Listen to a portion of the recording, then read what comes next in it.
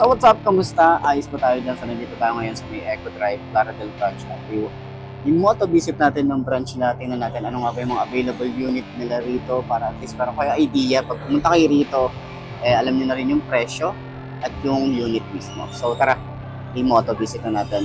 Ayos na siya. I was born to be a fighter, had these dreams and desires. I would be something better, energy, got a fire in my soul to keep burning, a pain that keep hurting, a curse is emerging, feel the thirst, keep on working, I won't stop, I won't quit, to the top of this shit.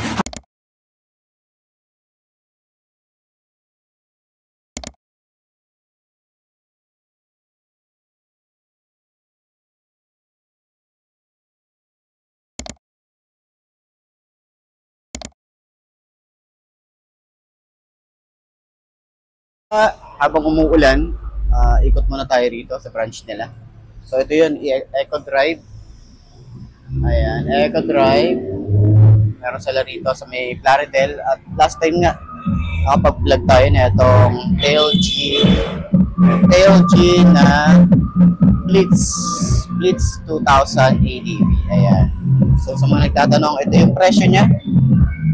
Okay, meron silang zero interest, meron silang regular plan. Ayan, sa halagang 68,000, meron ka ng ganitong e-bike. Maporma talaga.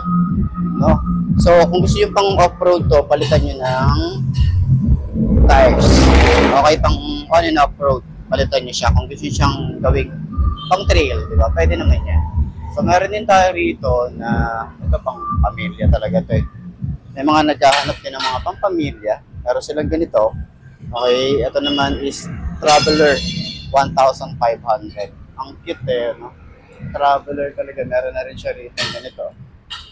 May roof rack na rin siya. Meron na rin siyang ilaw dito sa taas. Ito nga pala yung presyo niya. Sa halagang 78,000. Okay, meron ka ng ganitong e-bike, diba? Or parang ano na to eh, parang mini car na to eh. E-car, tawag dito. E-car, okay. So, ayan. Okay, screenshot nyo na lang para at least meron kayong idea. So, ayan, napakakit na ito. May windshield na rin siya. Yung, ano niya, yung wiper. Ayan. Tapos, ganito yung itsura niya. Diba? Parang mini car na rin siya. Parang laruan lang din. Tapos, meron tayong ganyan na itsura. Ganda, oh. Ito yung dashboard niya rito. Ito yung kanyang manibela. Okay, yung itsura, yung susian niya. Meron din dito. Ayan. Tapos, ito naman yung acceleration niya. Tapos, upuan. Kasya dito, 4.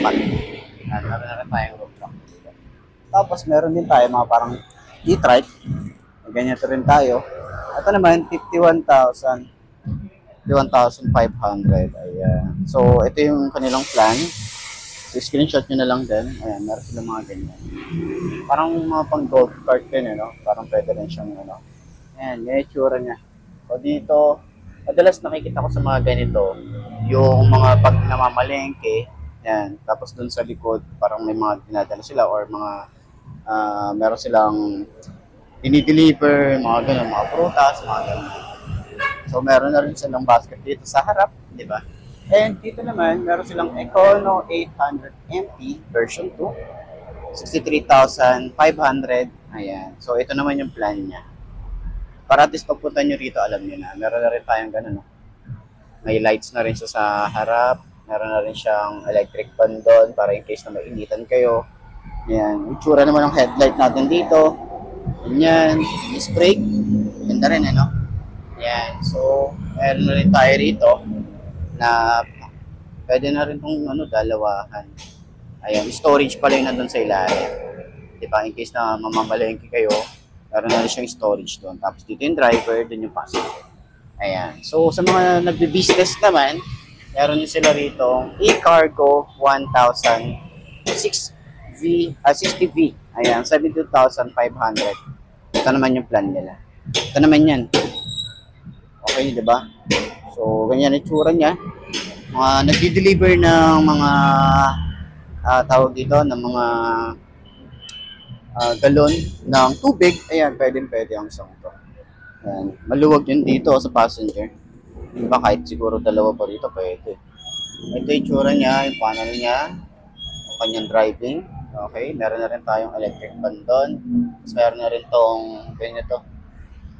Diba? Para at least, pag umuulan, hindi tayo mababasa. Tapos ganyan. Ganyan na itsura niya. Diba? May mga i-deliver ka na bigas, pwede. Mga bigas, or kahit na ano. Basta, ayan, kayang-kaya. Meron na rin siyang roof, diba? Ito naman yung taillight na. Kasi yan, pares lang pala yun hanggang. Ito din, maganda rin ito. And then dito rin sa side, kung gusto nyo ng mga pang single lang din, meron din tayo rito. Ito, Fan 350R. Ito, 24,000. Yung plan niya, ayan, sa zero interest, diba? So, meron din siguro tong libre na helmet. Ayan, ganyan naman yung tsura na ito. Ito din, meron tayong Blitz 1,200. Okay. Ayan. 45,000. Tapos ito yung plan niya. Ayan. Okay. So, check nyo na lang din. So, ito naman yung tsura niya. Ayan. So, dito rin sa harap, meron din pala rito. Alas pares lang siguro ito. Pares lang din. Ayan. Ito rin yan. Yung Blitz 1, 2, ayan yung kanyang regular plan, interest, zero interest. And then, Candy 800 na 39,000. Meron din tayo rin ganyang plan. Ayan. So, screenshot nyo na lang din para at least may idea tayo. Ayan, tsura niya. Di ba? Parang classic na e-bike yan. So, sa likod, meron tayong mga parang pan-tricycle na. Ayan, mga trike naman ito. Alas pares lang din sa harap. Ganito yung tsura niya. May iba't ibang kulay lang tayo rito. May pink, may kulay green. Tapos ito talaga pang heavy. Parang pwede na itong pamasada eh. Diba yung ganito, oh? Pwede na itong pamasada. Diba? Ito. Pang heavy duty na siya. Ayan, same lang din naman. Ayan, kita nyo naman dito. So, ayun, sa lahat ng mga gustong bumili dito sa may Eco Drive, pupuntahan nyo na lang dito. Lahat ng mga gustong bumili dito, pwede nyo rin naman akong i-PM.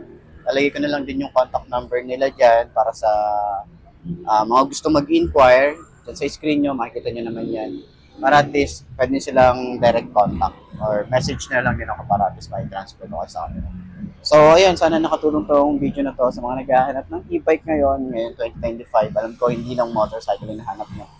Mga e-bike din, lalo na nung naglabas tayo ng e-bike na si Rusi, di ba? Naglabas si Rusi. Tapos, medyo pumatok naman din sa inyo.